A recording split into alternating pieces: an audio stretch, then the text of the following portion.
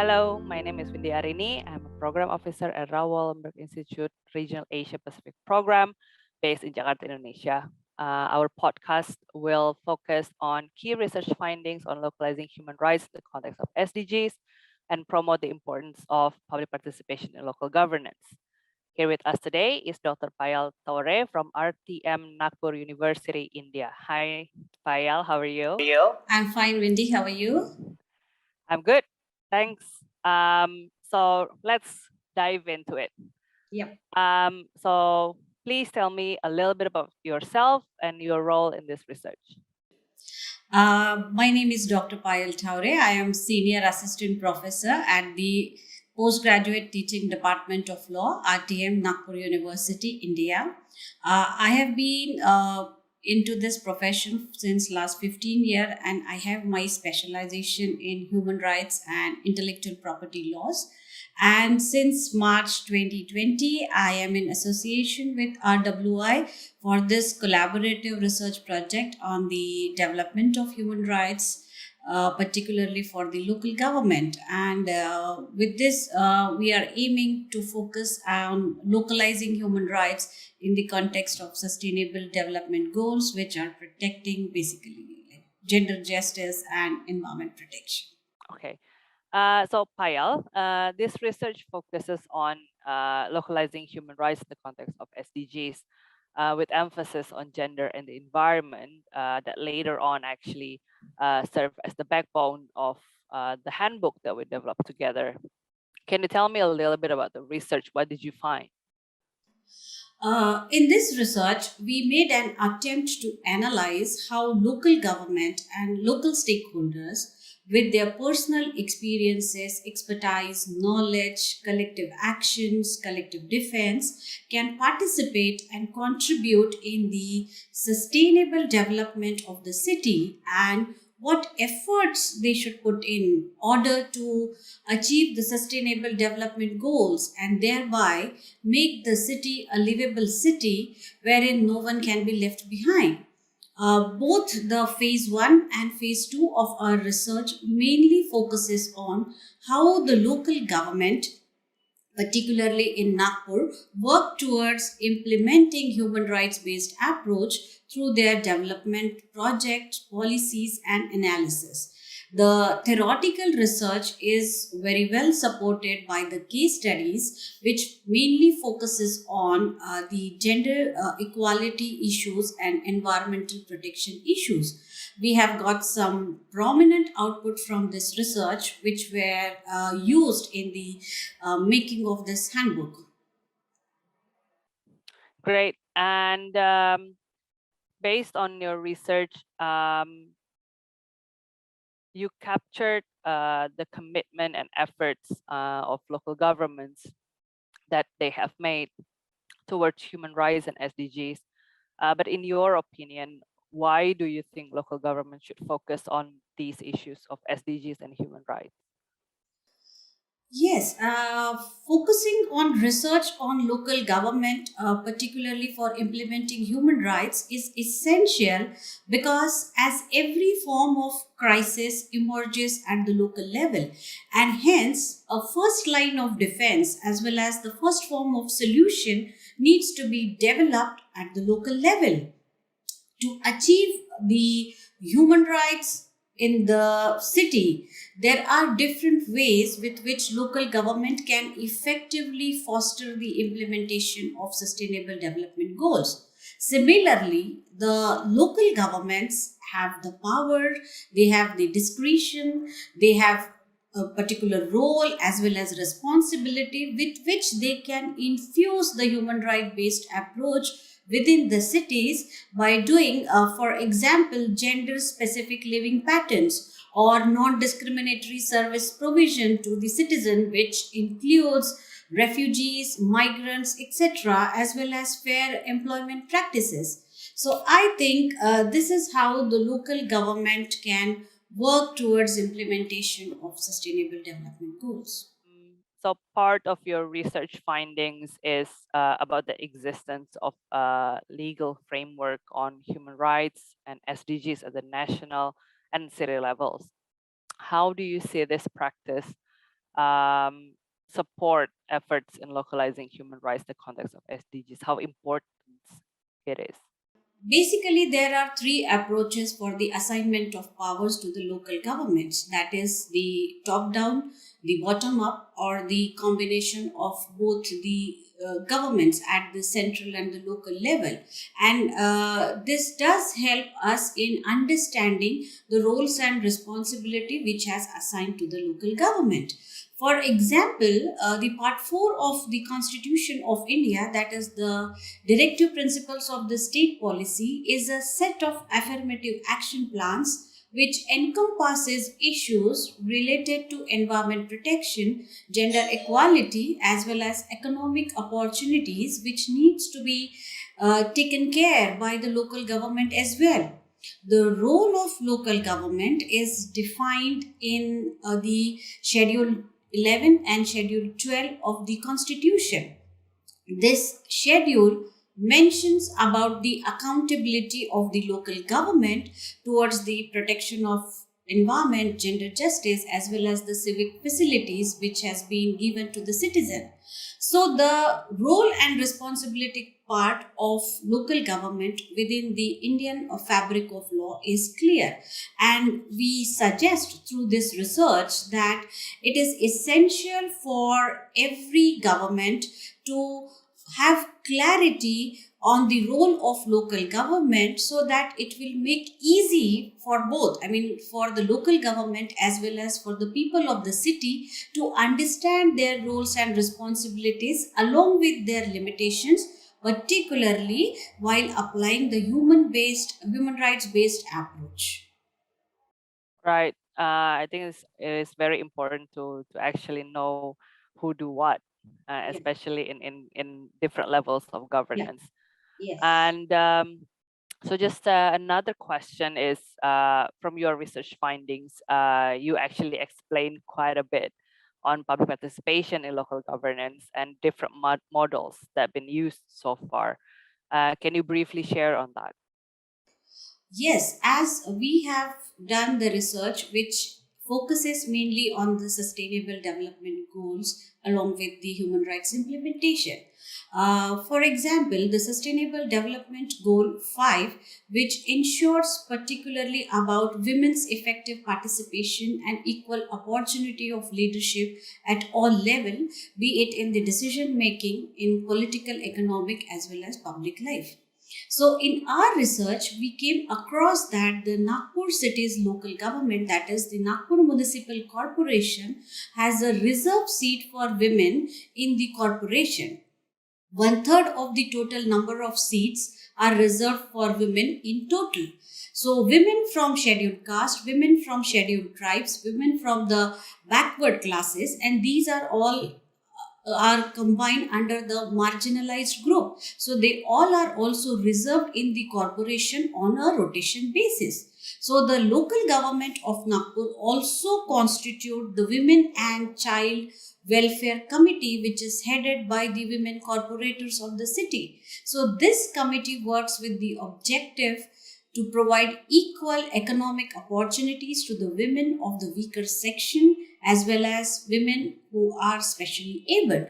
So, I would also like to mention here about one of the case studies which we have conducted for this research, that was of Bachat Group, which is the women's self-help group. Now, in this particular case study, we came across that the Nagpur Municipal Corporation provides seed money to these group of women for a particular period of time. And with that seed money, these women can start their own businesses. They can set up their own skill based trade with which wherein they can create some handicrafts and they can sell. And this is how the empowerment of women takes place. So if we see such type of activity which has been endorsed by the Nagpur Municipal Corporation, improves the quality of life, self confidence and self dependency of these women. Along with that, it equally satisfies the Sustainable Development Goal 5, which mentions about providing equal opportunities to women. So this research does focuses on these aspects wherein the NMC has contributed towards the achievement of sustainable development goal by enhancing the economic rights of women. All right. So just a little bit further on public participation and how do you see it implemented in Nagpur city. You mentioned several methods so far, or some examples actually in the research. Yeah. But what do you think, or how do you think the current models or practices can be further enhanced? Yes, actually, we can say that public participation is the basic foundation of all the sustainable development goal. And a meaningful public participation does involve seeking public inputs at the specific points in the decision making process and on the specific issues where such input has a real potential to help in the shaping of the decision or action taken by the local government. A selection of right level and right form of public participation does make a lot of difference. So, public participation can be enhanced by providing information, consultation with people, and obtaining feedbacks from the people and involving the citizen in the decision making and to collaborate with the people during the implementation of that decision does make a lot of difference in finalizing uh, how the public participation is going to create an impact on the achievement of sustainable development goal. And in our research we do have mentioned about various models of public participation wherein direct public participation, indirect public participation, and sometimes specific public participation, which is depending upon the need and requirement of that city, can be encouraged. But I would suggest here that a precise situational analysis is going to help the local government in finalizing which model of public participation they should use for a particular issue which they are going to address through their development policies. Right. You mentioned earlier there are sort of three types of participation that you find in your research. Can you very briefly elaborate on all three of them? How they're different? There are basically three types of public participation which is recognized globally. That is the direct participation, indirect participation, and specific participation. Direct participation comes down from the statutory requirement wherein based on the statutes the local government ask for the public participation by forming the committees, including the members from the stakeholders, by forming subcommittees, taking reviews and reports and feedbacks from them, and accordingly they create the policy. Whereas in case of indirect participation, the local government does not form any sort of committee. But here, people on their own, we can say the vigilant citizen on their own, they come forward and provide their expertise, their skill, their knowledge, their experiences, their research, their findings with to the local government, with which the local government can develop the policies. And when it comes to the specific participation, this is usually done for a specific kind of thing, which usually does not happen in that city. But once in a while, this may happen in case of, say, natural disasters or in case of pandemic situation like this, which was unprecedented, or in situation wherein people does not have their voices, in cases like refugees, wherein they don't have legal status in India or in any country, but they got the refuge. So raising their voices or unprecedented situations like COVID, in such situation when people come together and participate in the formation of a policy or uh, taking any such project, which is useful and helpful for the people, which protects the human right of the people, then in that case we say that it is a specific kind of participation.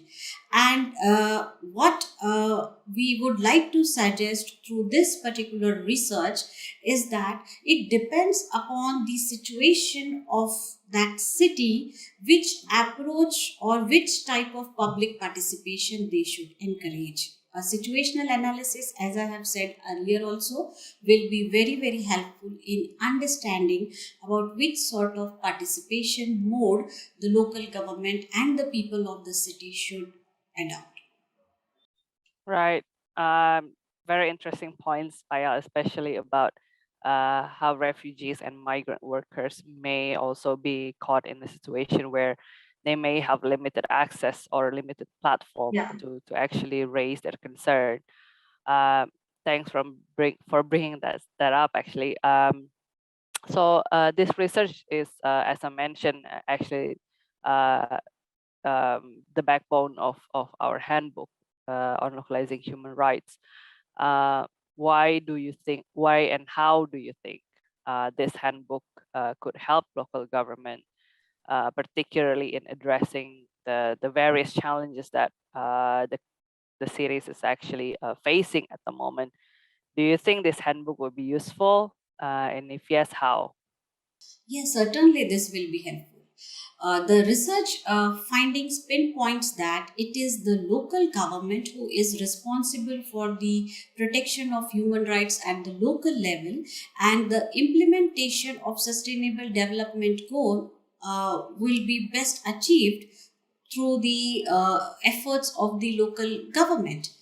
The local government, on one hand, does applies various participatory approaches in implementing SDGs, whereas on the other, we should not forget that they have their own limitation, their own challenges, and their own constraints.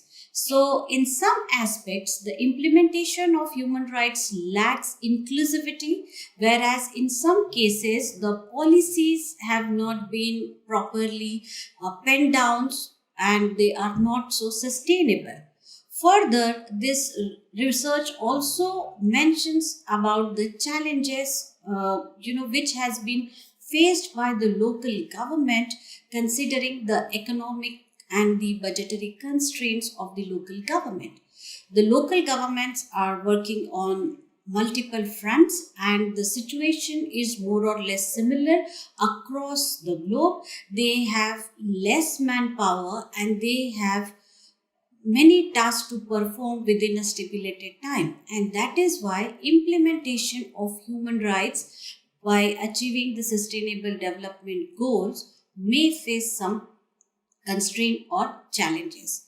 Therefore, with the help of this handbook, we try to provide the guidelines to the local government for various situations, like from where they should begin for implementing human rights, how they should deal with the situational hazards or the situational challenges. For example, the situation like COVID 19, how to recognize the human rights based needs of the people, how to prioritize which human right is going to be addressed first by the local government. Also, the handbook focuses on the insights about building human rights indicator, structuring of monitoring and evaluation metrics, and how to draft the policy for implementing the human rights within the city.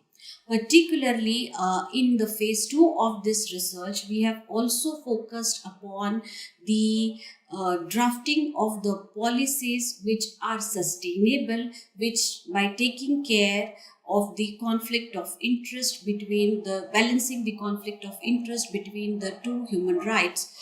All these efforts which has been taken in this book is with the purpose that no one should be left behind at any point of time.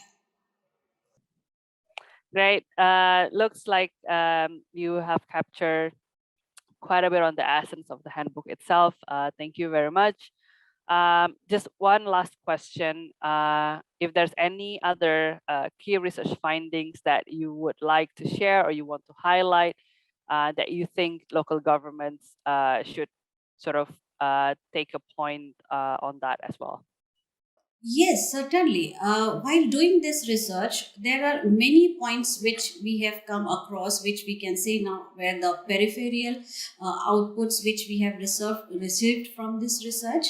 Number one is that we have seen that mostly the local government focuses on the primary human rights, or you can say the generation 1 and generation 2 human rights, which mainly focuses on the gender equality and environment protection. But when it comes to the human rights violation of persons with disability or human rights violation of the migrants, the local government is pretty silent about it, or we can say that they are at a very primitive state wherein these for addressing these particular human rights. So the local government should work towards accommodating these people as well. Right. I think it is a very important point that you mentioned just now that the rights of persons with disabilities and migrant workers, among other people in a vulnerable situation, needs to be further enhanced, especially at the local level. Thank you very much, Payal, for your time. It's Thank you so been a much, very Vicky. it's been a very interesting discussion with you, and I hope our listeners will also learn something from your research findings. Thank Thank you you so again much. so much. Thank you. Thank you, Bye. Vicky. Thank you so much. Bye.